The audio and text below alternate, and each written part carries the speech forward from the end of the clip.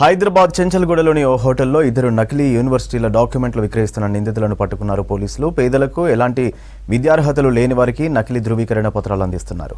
విదేశాల్లో ఇతర ప్రాంతాల్లో ఉద్యోగాల పేరుతో వారి నుంచి భారీ మొత్తంలో వసూలు చేస్తున్న ముఠాను అరెస్ట్ చేశారు. నకిలీ డాక్యుమెంట్స్తో డబ్బు సంపాదించేందుకు నిందితులు అలవాటు పడ్డారని తెలిపారు డీసీపీ.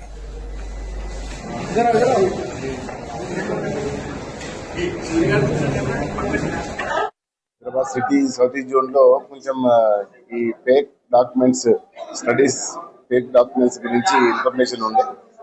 దాంట్లో భాగంగానే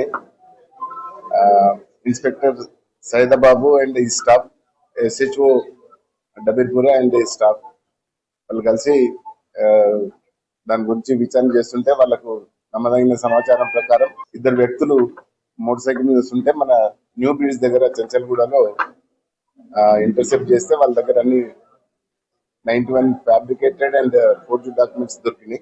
దాంట్లో భాగంగానే విచారిస్తే వాళ్ళ పేర్లు చెప్పిండు.